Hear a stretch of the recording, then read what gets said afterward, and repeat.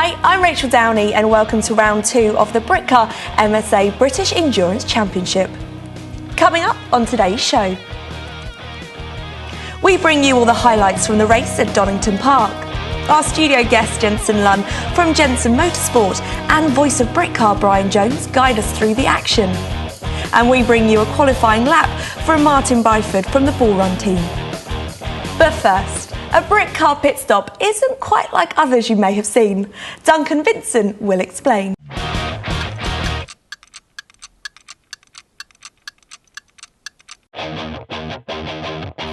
Pit lane speed limit, very, very important. Bringing yourself into the pits. First of all, you got to find yourself the correct garage.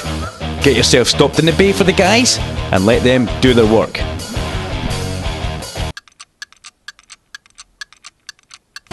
Safety's always first as well.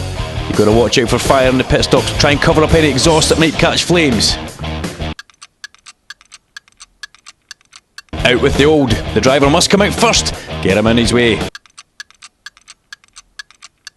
Then we're going to top up the tanks. Then we're going to get the fuel in.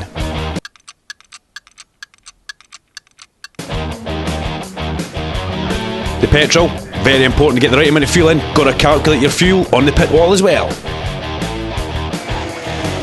Changing tyres, get the jacks in the right place, get the crew all working together in harmony. New tyres. Make sure you get the safety pins out, get the car up in the air, and making sure the car doesn't fall off the air jacks. Dropping a car off the jacks can have disastrous consequences. Get the new driver in, get the new tyres on. Very important that the old driver helps strap in the new driver. Putting belts on, plugging in radios.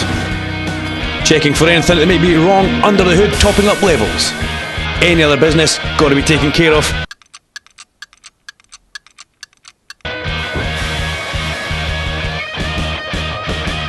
Get the car back out with them to the track. Pit stops are timed in Britcar. Once you've reached your allocated time, when the pit stop's done, away you go. Always good to be finished your pit stop before the allocated time, then you're away. Pit lane speed limit, paramount. Before you know it, your stint will be over and you'll be back in the pits. So Brian, that's how the Britcar pit stop works. Can you explain how the point system works for us? This is part of the mystery, isn't it? Yeah. Well, a winner of a race gets 30 points. Right. And second gets 28, and so on. There's a 2-point difference between each placing. But the teams that did the first round get a bonus of 5 points. And if anyone didn't do the first round, they can get those same 5 bonus points if they do the last round. It's so that teams that weren't ready for the opening round aren't penalised unfairly. And equally, if somebody has a biggie towards the end, they're not going to be penalised unfairly.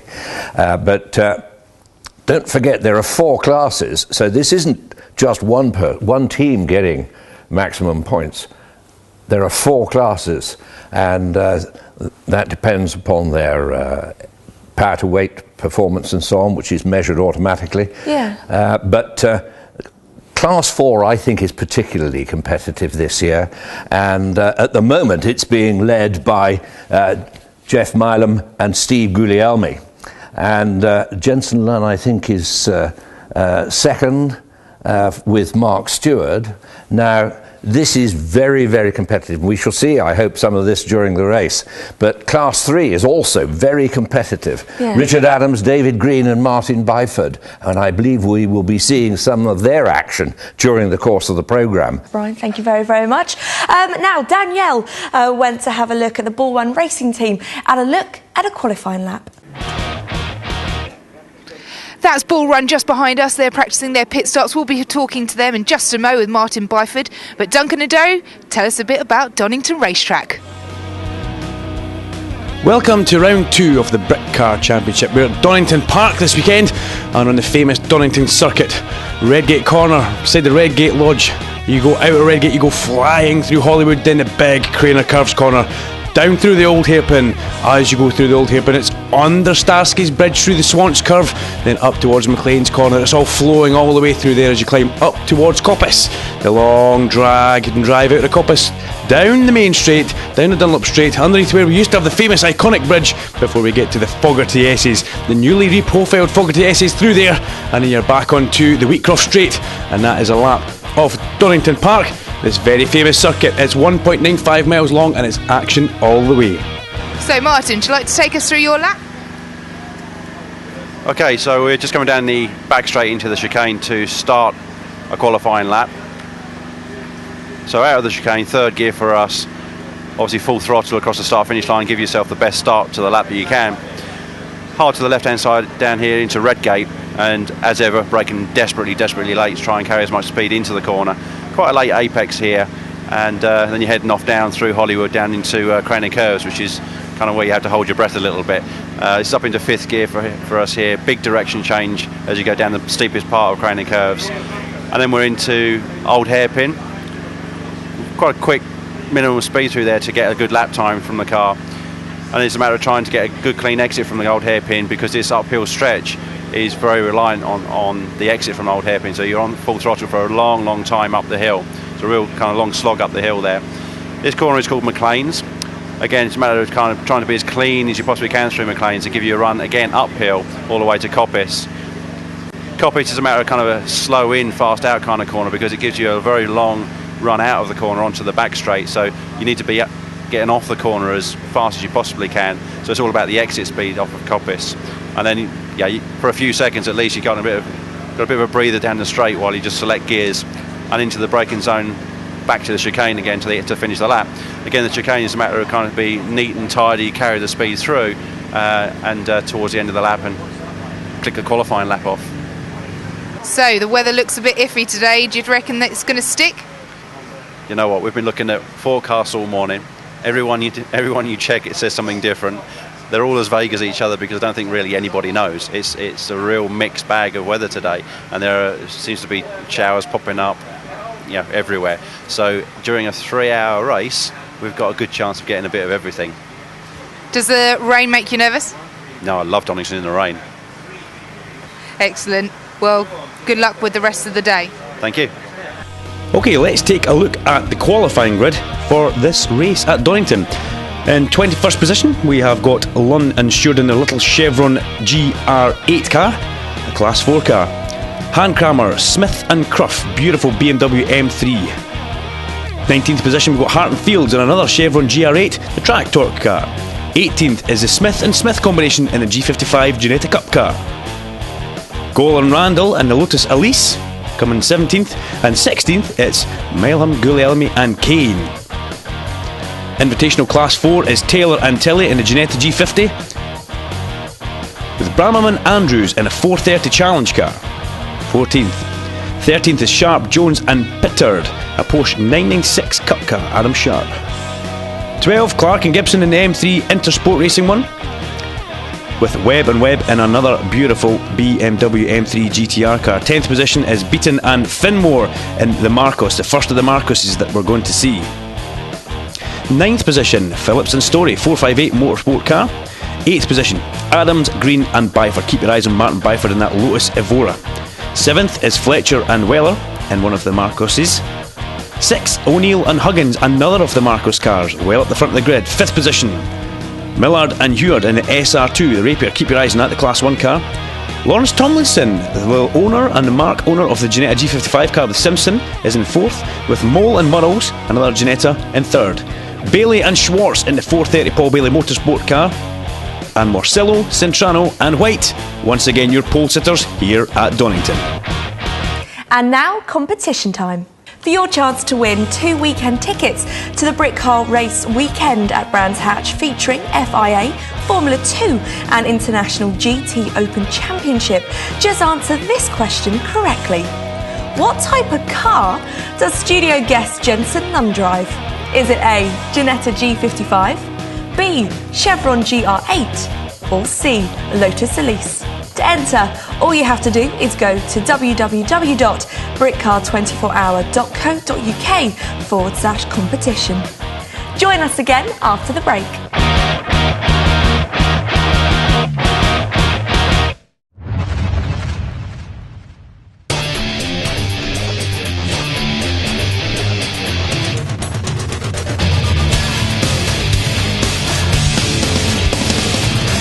Welcome to another episode of Racing No Filter.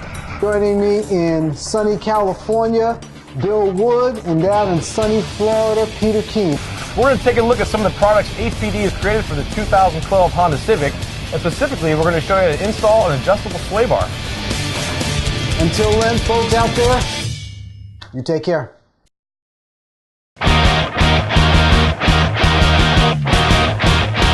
Welcome back. Now, Jensen, how did your qualifying go? Not great, character building. The weather was horrendous all through the testing, so we had our setup slightly wrong. I took the car out first and flat spotted the tyres 6 laps in, which pretty much hampered us for the rest of the qualifying. So we were back of our class, which is not great. We came away from Silverstone with pole in class, so we had high expectations.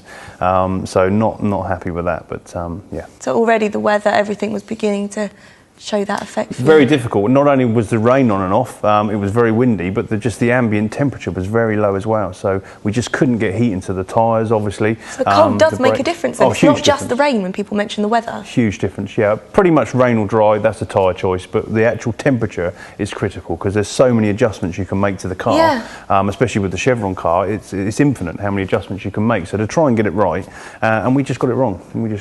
And you've got that one chance, I suppose, at qualifying, and you've got to get it right.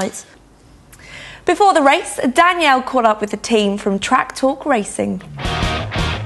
For this round, our in-depth team is Track Talk, and joining me now is Clive from Track Talk. How are you doing? Good, not bad. How did you get on from last time? Because you had a few problems there. Yeah, we did. We had a few teething problems last time with our fuelling system, which gave us a couple of issues with spark plugs, and then a bit later on with actual fuelling through to the engine. So we spent probably more time in the pits than we actually wanted to. But by the end of the race, we got it all together again and still managed to pull third in class on the result, so it was pretty good. All resolved now.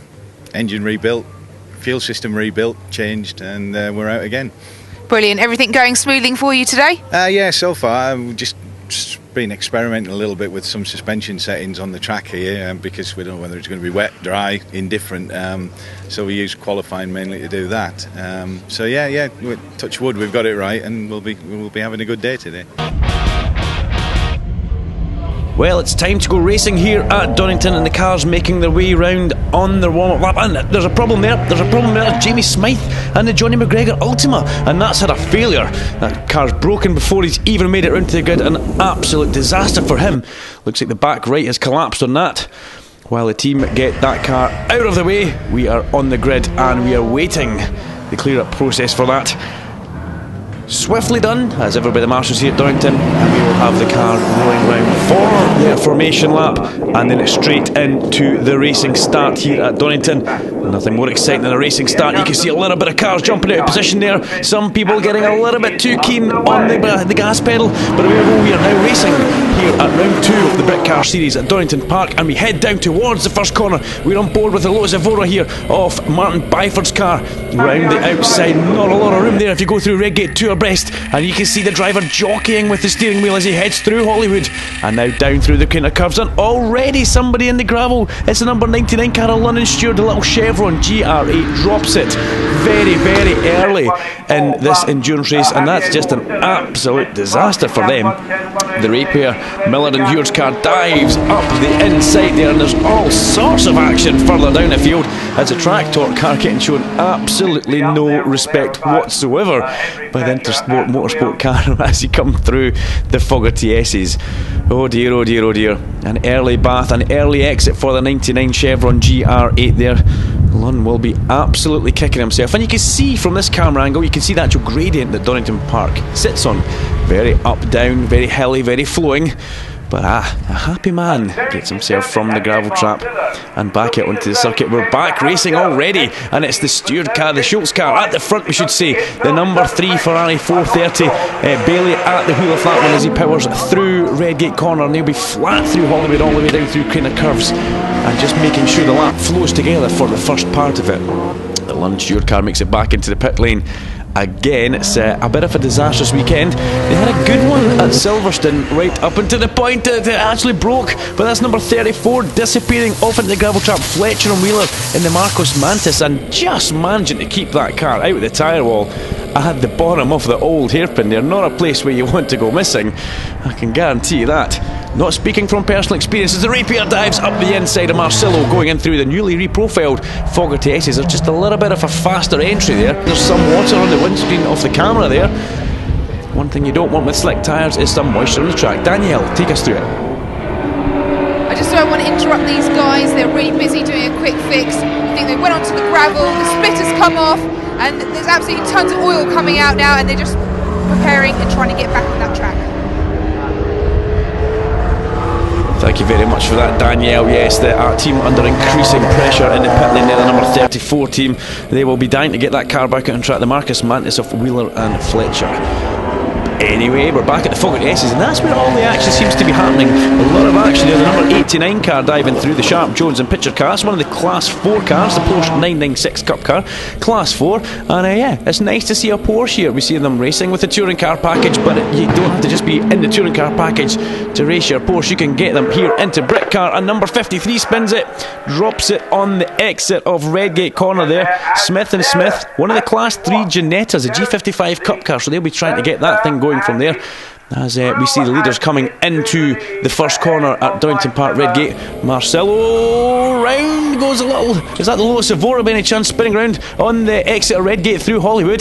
There's a lot of water on the windscreen now, and just catching them out. There it is. It's the number 57 car. An absolute disaster for the 57 car as they drop it off onto the inside of the corner. 51, sorry, pardon myself, Adams, Rear and Byford in the Lotus Evora, and there's cars dropping it everywhere now. That's the 88 car also. Gower and Randall, the Lotus Elise, and now they're at the point where do they need to come into the pit lane as they go very sideways through the Fogarty S's there. That was Mole and Merle's completely out of shape there, and are they going to have to come in for wet weather tyres? This is where it is. The wind has picked up. Now what is going to go into this car as they stop in the pit lane? Are we going to get to see full wets going on? You can see the wipers been going on as we were inside the Bailey and Schultz car here as they go past the Rapier as they come out of Redgate Corner down through Hollywood. It's a good move by the 430 Ferrari. Good bit of traction here as they come down through Redgate, and obviously not a lot of grip issues on that car, but you're going to have to watch what you're doing, guys. It's rather tricky out there. 51 in for the pit stop. Driver change done, car goes up on the jacks, off come the wheels, fuel's in as well, and they're putting slick tyres back on that car. So obviously it was just a little bit of possible keenness in the driver to get through Redgate and Hollywood that made them spin out. And now, is that a problem for Bailey and Schultz? It looks like it could be a problem, because look at the speed that Rapier, the SR2, went past them there. Absolutely left them for dead on the main straight here, or the start-finish straight here at Donington. So it's starting to be the first round of pit stops. Things are happening very quickly in the pits here, and in comes the number 3 car. Definitely some sort of issue with that car. The SB Race Engineering 430 Ferrari of Andy Schultz comes in, and he's going to hand over to Paul Bailey.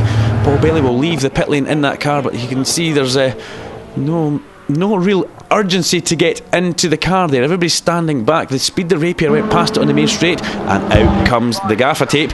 We're not seeing the steel guns this time, but we have seen the gaffer tape as the tractor car dives underneath somebody going through Coppice onto the back straight. Doesn't look like they managed to make that move stick, but a very slow Ferrari leaving the pit lane, yeah? Very, very slow. 25, that's Phillips and Story. Now we saw them having a few grassy moments at Silverstone, leaving the pit lane here, keeping their nose clean in their 430 Challenge car and doing a cracking set of laps, just getting herself dialed in. Roland Murrow's one of the G55 cars. Well, a lot of Ginettas here this weekend. We have got the Class 1 Invitational car of Lawrence Tomlinson as well. Nice to see the Ginetta Mark owner coming here for a bit of a run around in one of the G55s, the Team LNT car, and we'll try and get a visual on that as we go through. Number 13, Lawrence Tomlinson, a very quick man, and somebody that we've got to be noted with. London Stewart's little Chevron GR8 still making progress all the way around, but it's the Intersport car is in the pit lane and the bonnet goes up straight away. The Clark and Gibson M3. Now what are they doing there? Looks like that could be some sort of coil pack failure on the BMW. That's just a commentator's guess. It's an uneducated guess, I would like to say that, but a bit of an issue for them there, and they're one of the quick guys that we need to keep our eyes on in Class 4. It's trying to leave the pit lane, but it's deciding to come back, reversing in the pit lane.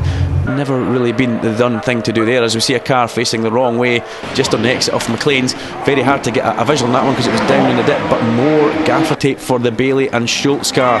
More red gaffer tape getting put into the front of that car to try and hold what I would imagine is the splitter in place after they have a little bit of an off the 53 car into the pit, Smith and Smith. Now remember, we looked at pit stops earlier on, we saw how important these team guys are, and they've got to work in harmony as the SR2 enters the pit lane for hopefully what is a slick pit stop. We almost saw them going into the wrong pit box at Silverstone, as up the inside goes the tractor car. The two Chevron GR8s having a cracking little battle there into the Fogarty S's, but there we look from a distance.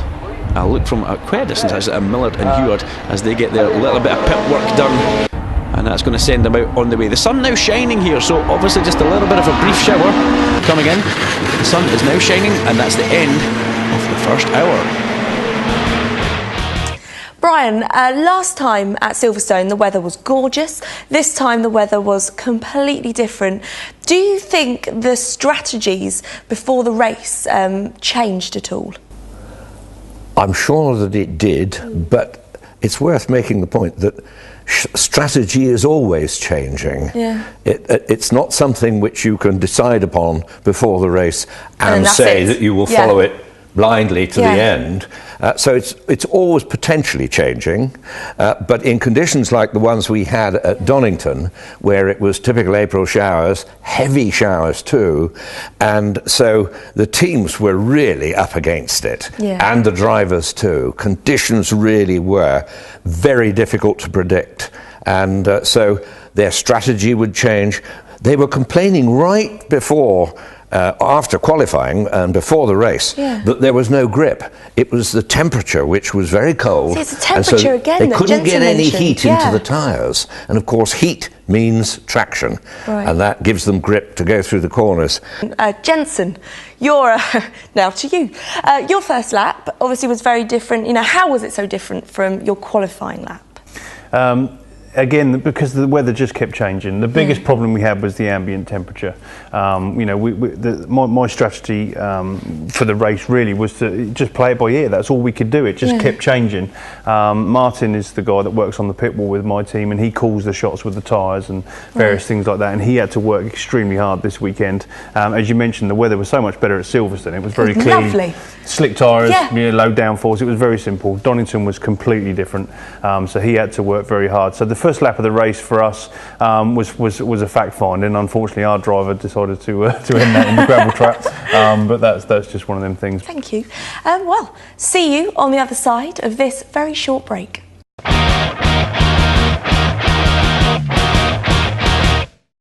All the excitement and action of Trans Am racing will be on GoRacingTV.com this season. You can keep up with all the action from the track each weekend during the 2012 Trans Am season, streamed to you over the internet daily. Now, quick videos keeping you in the middle of Trans Am action in the middle of your busy day. Watch your favorite drivers from your mobile phone or tablet with the new GoRacingTV.com app. But coverage doesn't end there. When the weekend's over, on your schedule, check out 30 minutes of Trans Am this week on GoRacingTV.com, GoTransAm.com, or on YouTube. Get the full behind-the-scenes look of the championship weekend. Trans Am has enjoyed a long racing history. Join us as we write the next chapter of that history. America's Road Racing Series, stepping into a new era of Trans Am racing.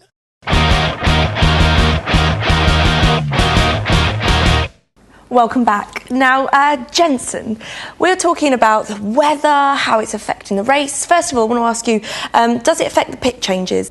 It affects the tyre choice, which is down to the engineers again. Right. You know, having to make an extra pit stop is very costly. It takes laps and laps and laps to catch up a 2-minute pit stop. So it's absolutely critical that you make the right call. So if you think more rain's on the way and you want to go for wets, then you maybe you'll wait that little bit longer to make the pit stop, and the guys will have both sets of tyres ready.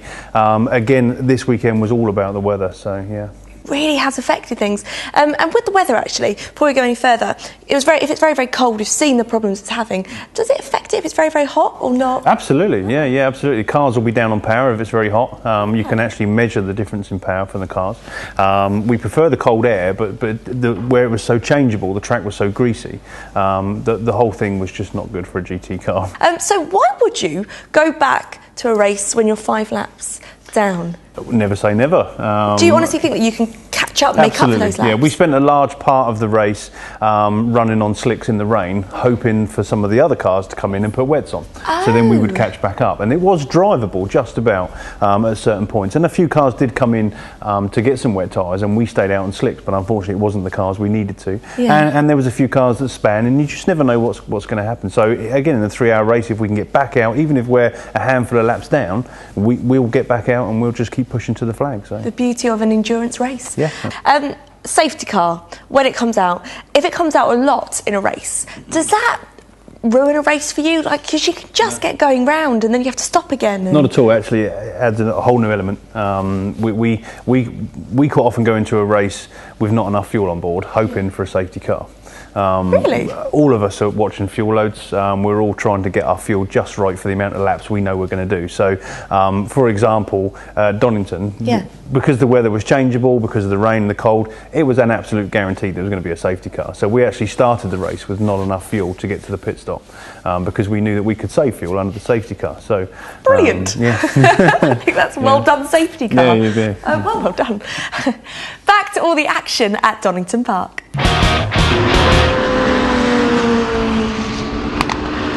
So on to the second hour. After the first hour, it's Javi Marcelo leading in Class 1. It's O'Neill and Huggins in 2.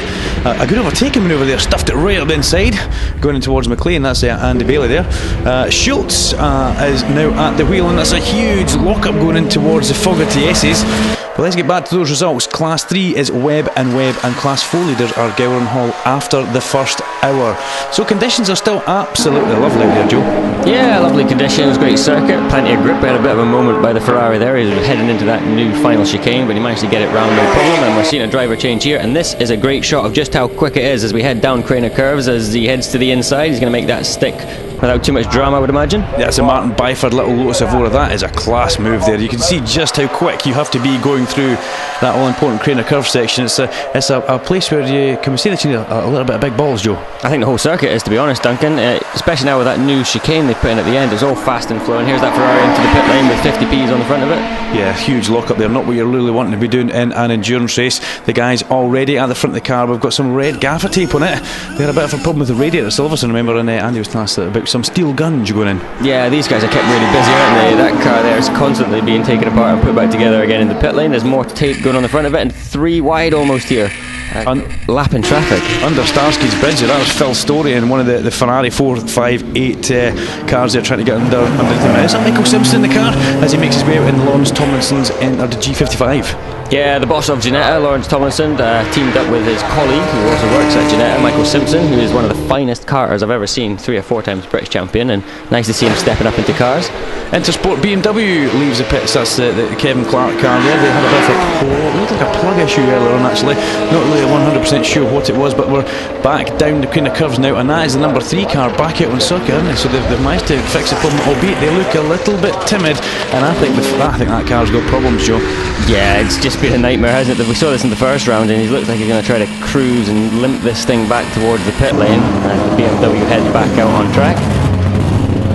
I love those BMW M3 GTRs. I think they're one of my favourite cars. The noise you get off them, Joe, is just second to none. That's the Webb car, and yeah, well, we were right. Paul Bailey and Andy Schultz do get pushed back into the garage, but never say never, because that team, possibly, as you say, the hardest working team in the pit lane, Joe. If anyone can do it, they can do it. Yeah, we saw this in round 1, didn't we, with the radiator and whatnot, and all the fluid that poured out of it. And again, it's unfortunately back in the garage, but hopefully they can come back out again, as we see a nice move by the G55 heading into this final chicane. Yeah, Mo and Murrells here doing a classic little move, and the Ginetta seems to be quite a good car to have around Donington. It seems to be going pretty well. We're looking at lap times from what they're doing. They're not far off absolute out-and-out leader's pace, as we see another slow M3 making its way round towards McLean's there. Quick cut back though to the pits. The guys that are leading after the first, it was Javier Marcelo, and they're back out of the pits, but they're very, very slow. Joe, that looks like it's got something wrong with the back left.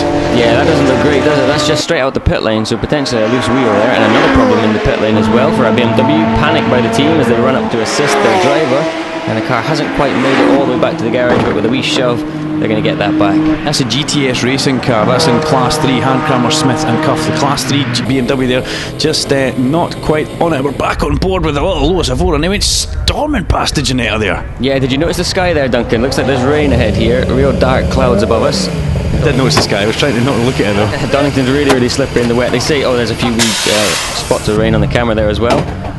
So number 60 gets a little push from the mechanics. Maybe they've lost first gear. They maybe need to get going in second gears. Everybody looks like they're on the back straight. Just like the first lap of a sprint race here, as we head down towards the chicane. Everybody trying to shuffle through, and I think this rain is starting to fall as well.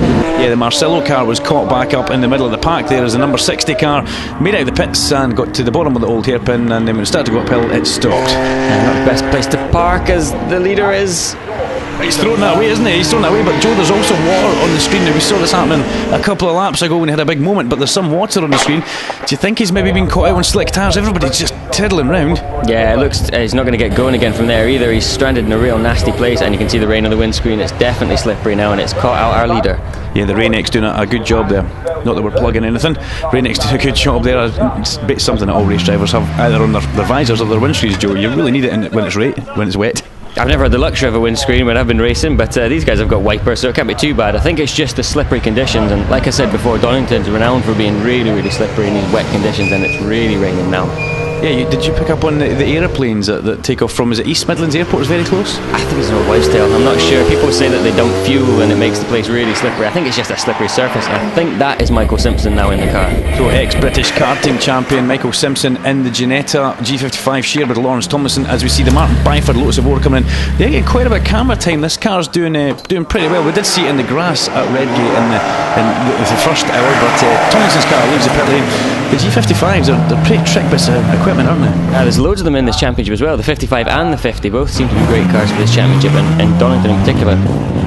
So the safety car is out, and there's a flood of pit stops happening, which is quite a good one because the weather's starting to get that way. And the SR2 again getting fueled up there. Very important to get the right amount of fuel in, and you've also got to calculate that in the pit wall, Joe. Exactly, and remember we mentioned at round 1 that this isn't just as quick as you can do it. There's a safety limit here. They have to make a maximum or a minimum amount of time for their pit stop. Yeah, it's not like Formula 1 where let's get the thing in and gone in 3.2 seconds. So pit stops are happening here in round 2 of the Britcar at Donington, as we see everybody coming in for the driver change. I don't think they've changed onto wets yet, as we see George is at the Murrells and Mole car, dropping it coming out of Coppice Corner. So you can see that's possibly one of the slippiest places. It looks like you're an idiot when you do that, but it's so easy to do when you're weaving side to side in these conditions. It's so slippery. Down to Danny in the pit lane. We saw you having to be pushed in. Can you just tell us a little bit about that? Oh yeah, it was cutting out. We had a problem this morning qualifying, so I couldn't get a qualifying lap. And then about halfway through the session, we had other problems. A tyre delaminating, which wasn't helping, but it then suddenly did the same. So I managed to get it to the pit lane, and then it died. I don't know what the problem is. It's a mystery so far. Did you find your changeover quite smooth? A changeover's fine. There's plenty of time, frankly, but there's not much good when it's not running. Any other problems for today so far? No, I mean, when the car's running, it's okay. Obviously, this weather's fun. It mixes it up. It's now raining hard, so we'd probably be on wets now. Still don't know what the car's like on wets, but no, it was actually all right. I think we had a fair race pace. It wasn't brilliant, but another set of tyres. Who knows? Do you actually enjoy driving in the rain? Yeah. But I'm not out there, so I'm not enjoying that. Well, I'm sure there'll be plenty of rain later on, so we'll see you in a bit. We are back racing. Thanks for that, Danielle. There's nothing better than hearing exactly how the drivers are feeling about track conditions and how the cars are performing. And it still looks a little bit slippy. There is understeering, locking up the brakes. Off goes the number 94 car. Disappears into the gravel trap. This Milan, Guglielmi and Kane and a little Lotus Elise there. And track conditions, you're horrible. Yeah, but as you say that, we have another one off at the bottom of the old hairpin. That one's not going to get going quite as easily. He's spinning it up and he is stuck. But I'm sure the marshals are going to give him a wee assistant as the safety car's back out again. Nice deep pan gravel traps at Donington here, doing an absolute great job stopping the car, get anywhere near the tyre wall. As the SR2 again back in the pit lane. I think that could possibly be an unscheduled stop for that SR2. May have just not got the right amount of fuel in it, but he leaves the pit lane now. Meanwhile, down at the bottom of Craner Curves in the old hairpin, we have got the little Lotus Elise extracted by nothing better than a John Deere. A couple of marshals in the back of that. Lights are off the safety car. So we're going to go back live here at Donington. The lead car is Lawrence Tomlinson now as he comes down through the Fogarty S's with 72, getting a little push in the pit lane. That's Bram and Andrews in their 430 challenge car. Red lights in the pit lane. Obviously they can't go out. The race has restarted, so we need to try and pick back up with the leaders. And yeah, it's not fully wet, Joe, is it? It's just that little pasty way. It's that horrible conditions as they head down Craner Curves too wide. You'd be holding your breath all the way down the hill in these conditions. It's so slippery, and we see again a pit stop for one of the Lotuses, the number 88 machine. Yeah, that's the Guglielmi car that they've drafted in Kane for this weekend, Michael Kane, and a bit of a star man to bring in as we go on board as my colleague chokes next to me here, Joe Tanner, running out of breath, and off goes the Rapier. The SR2 disappears through Starkey's Bridge and Schwanskirf, and they're dropping like flies. That looks like it could be the 34 Marcos Mantis here as he just spins it around and gives us a graphic detail of the number, and out again comes the safety car. The clouds are getting darker on the second hour of our endurance race. There are plenty of teams behind me, very stressed out, waiting for their drivers to come back in. The heavens are about to open, but nobody wants to talk to me, Rachel. It's back to you in the studio. See you after the break, when we will find out if the weather affects any more of the race.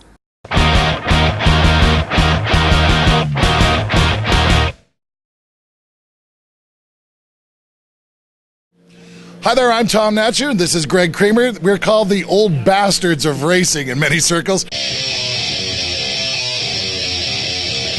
You know, I guess we met back in the late 1980s. Easy. It had to be at least that far back. Glory day of some racing, too. Oh, absolutely. Trans Am was a part of the picture, and actually I learned to do pro announcing from this man around the Trans Am Championship.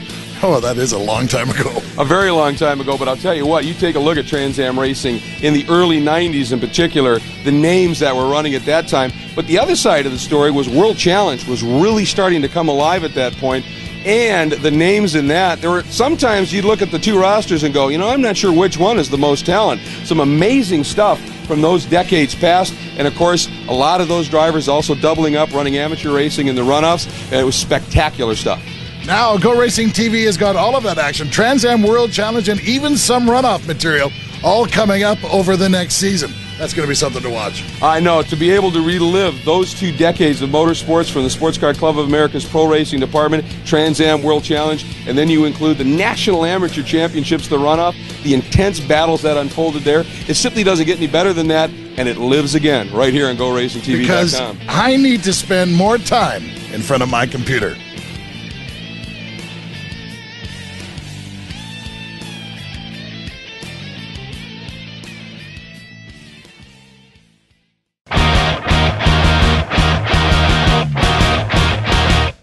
Welcome back. Now, Jensen, you're a race driver, you're a team leader.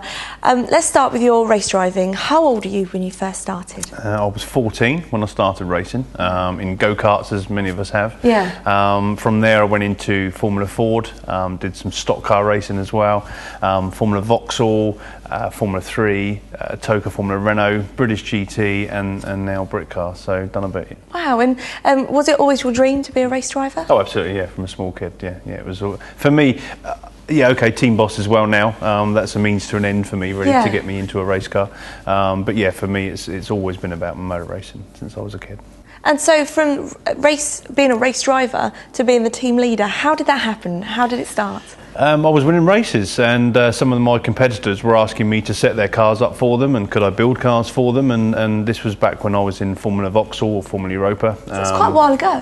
Absolutely, yeah. And then overnight we were running 5 cars, so we had to buy a big Arctic and everything that goes with it. And then I stepped back from being a driver, but I missed it terribly. I was going to say, what was that like? Very difficult to spend long hours over the winter building race cars for then somebody else to go and drive. Horrible. Really difficult. Yeah. So I always knew that I wanted to get back in the saddle, and that's what I did with British GT and now Britcar. So. And I suppose, as this race driver, you're now the team leader, you see things differently. For instance, sponsorship. How important is sponsorship?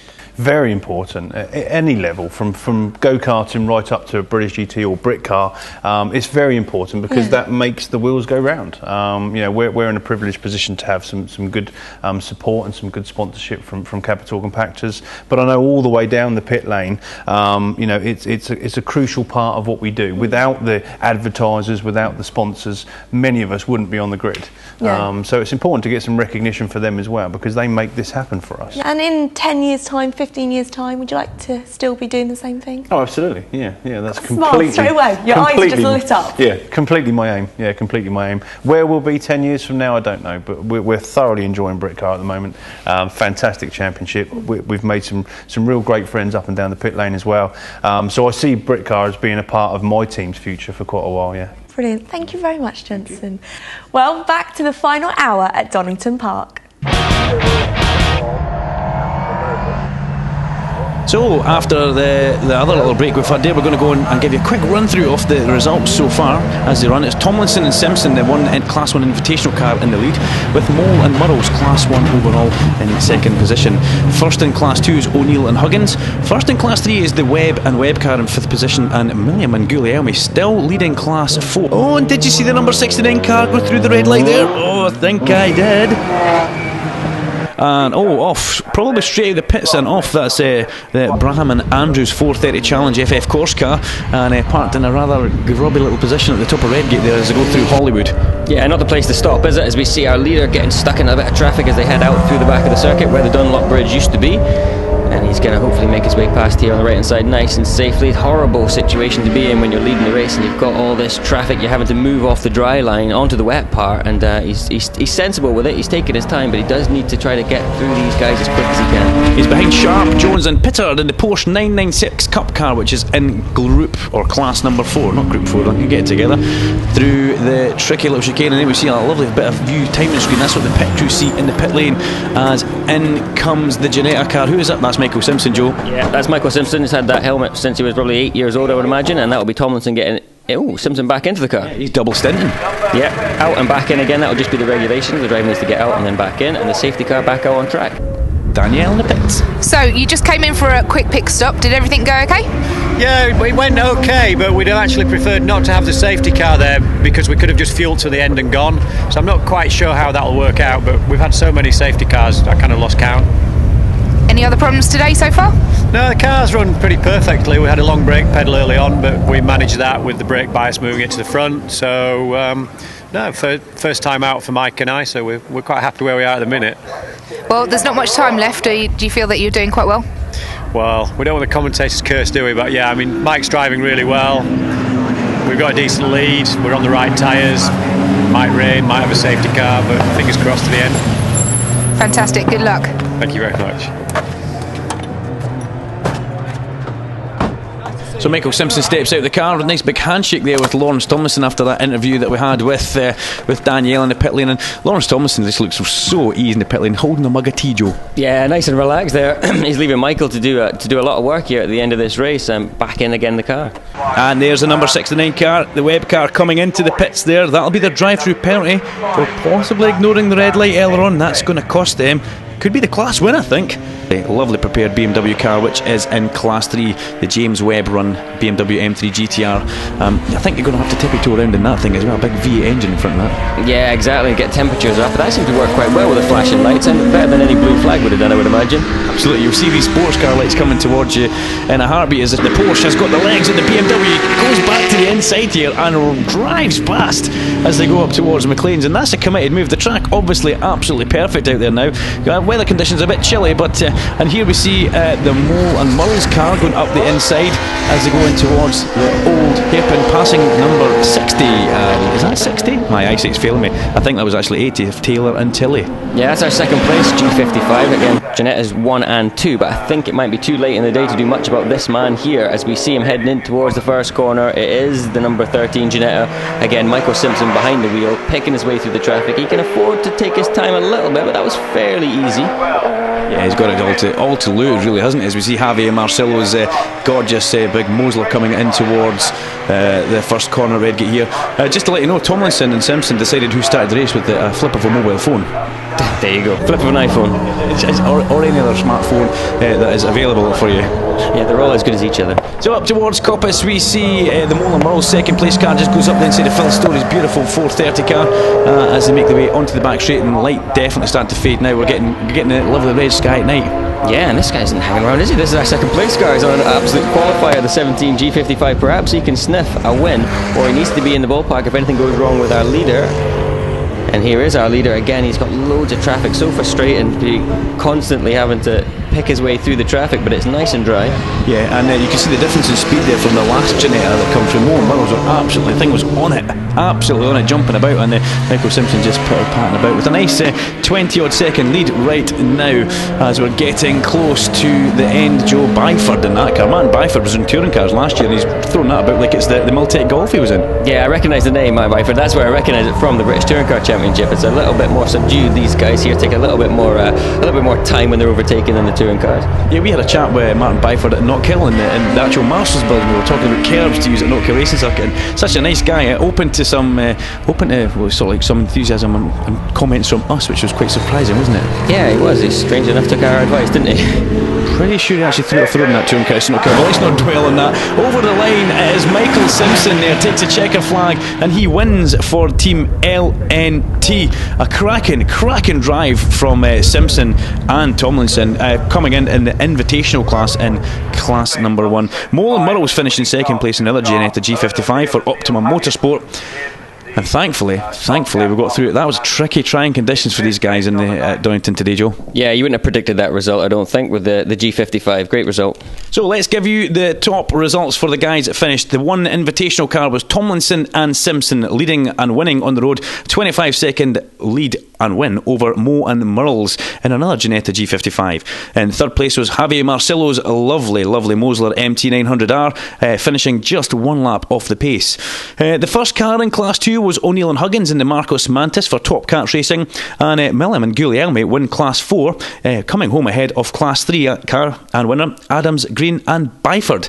Phillips and Story were 7th, with Sharp, Jones and Pittard in 8th. 9th was the two Webb cars, Webb brothers should say, beautiful car, beautiful M3 for James Webb there, and 10th was Gore and Randall. 11th was Hart and Fields, with 12th was Smith and Smith. Rounds out the top 12, a few other guys not classified, not finished, but we look forward to the next round. Oh, over the moon. I mean, the conditions couldn't be any worse. Wet, dry, stayed out on slicks, but Lawrence handed over a great car, and we just brought it home, really. Short shifting, taking it easy, and superb, yeah. Good job, Mike. Yeah. Any good tactics are you going to take to the next round? No, just improve the car a bit more and get even faster and scare the others off. So, I can't wait, yeah. Got some secret plans for the engine then? Always. Bottle of nitrous? No, well, it wouldn't be a secret if I told you, would it? So. Well done to you guys. Yeah. Hello, don't want to miss you. I want to be up there for champagne. Well, champagne all round. How do you feel? Elated. Well, we had to work hard for that. We really did. The weather conditions changing like they did all the way through the race, and we had a safety car period. We came in, put fuel in, changed the tyres to get us to the end of the race. Another set of slicks, and leaving the pit lane on cold slicks, going back out onto a wet circuit is just actually not very pleasant. And for about 15 minutes you're just tippy-toeing around. You daren't even breathe heavy in case you spin, because it's just there's just zero grip, and it just really slowly you get some tyre temperature, and it slowly comes to you, and you just have to try and be as brave as you dare to go through the corners as quick as you can, to get your lap time back, and to get that tyre temperature. But luckily that's exactly what we did. We pulled it out the hat at the end. Well, congratulations to you and your team, and I'll let you go and share the champers. Thank you. Thanks a lot. Brian, the overall results, can you take us through them? I'd be delighted, because what a surprise. We've had Ginetta's G55s first and second. A word of explanation here, though, because Lawrence Tomlinson and Mark Simpson are not actually running the full championship. So they're technically in what's called the invitation class. They get the race result and they get the trophy, but they don't get the points. So they're not in the championship. I must just mention the other classes, because O'Neill and Huggins have obviously done themselves proud by winning again here at Donington. They'll be well pleased with that result. In Class 3, it's a win once again for Adams, Green and Byford in the Lotus Evora, and we're going to see that, I think, figuring more and more as the championship develops. But let's have a look at Class 4, where there was a lot of action going on. The winner, Steve Guglielmi, Jeff Milam we didn't see today, so Steve Guglielmi was joined by a very experienced racing driver, Michael Caine, and that combination really did very well. Never say never. Brilliant, thank you very much. Now then, don't forget to check out our competition on our Britcar website, where you can also get special offers for tickets to the 24-hour race. Go to www.britcar24hour.co.uk. That's all we've got time for today. Can I just say a very, very big thank you to Jensen Lunn. Thank you. And also to Brian Jones. Thank you, Brian Jones. Thank you. And join us again for the third round of the Britcar MSA British Endurance Championship at Snetterton. See you then.